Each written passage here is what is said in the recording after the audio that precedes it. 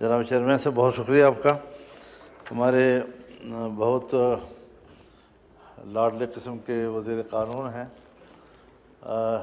اتنے نرم لب و لہجے میں معاملے کو ایسا خلط مبحث کر لیتے ہیں کہ ایوان کو بھی پتہ نہیں چلتا کہ اب ہم کدھر جا رہے ہیں. دو چیزیں ہمیں الگ الگ پیش کرنی چاہیے، صاف ستھرے انداز میں پیش کرنی چاہیے.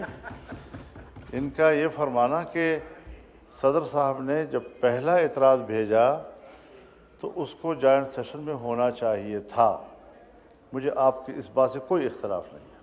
لیکن جب اسپیکر صاحب نے ان کو ایک آئینی شک کا حوالہ دے کر لکھا کہ اس پر جوائنٹ سیشن بلانے کی ضرورت نہیں اور میں نے وہ غلطی سیدھی کر لی ہے اور آپ کو بھیج رہا ہوں، اس کے بعد نہ صدر نے یہ کہا کہ نہیں آپ کی یہ وضاحت کافی نہیں ہے، نہیں صدر نے یہ کہا کہ نہیں جوائنٹ سیشن بلاؤ.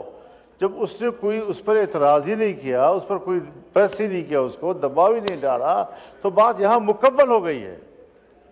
اس کے بعد جب وہ دوسرے 8 اعتراضات بھیجتا ہے تو وہ ٹائم بعد گزر چکا ہے ان کا، اس کے بعد وہ سرے سے وہ اعتراض ہے ہی نہیں.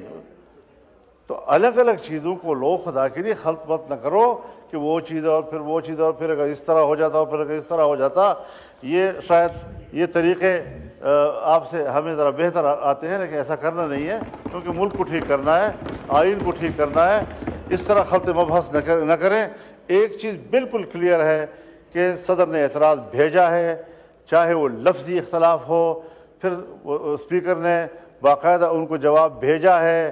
یہ تصور دے کر کہ اس کے لیے کسی قسم کی جوائنٹ سیشن کی ضرورت نہیں ہے، پھر انہوں نے قبول کیا ہے. کسی قسم کا یہ تاثر نہیں آیا کہ وہ اس کو ناکافی سمجھتے ہیں یا اس کو جوائنٹ سیشن میں پیش کرنے کی ضرورت ان کو محسوس کرتے ہیں، لہٰذا وہ معاملہ وہاں مکمل ہو گیا ہے. اب یہ جو دوسری چیز آئی ہے اس کو ایوان میں پیش کرنے کا ان کو بھیجنے تک کا حق نہیں ہے، چاہے کہ آپ اس کے لیے جوائنٹ سیشن بلایا، اس پر غور کریں گے. تو ایکٹ کو ایکٹ ہونے دو.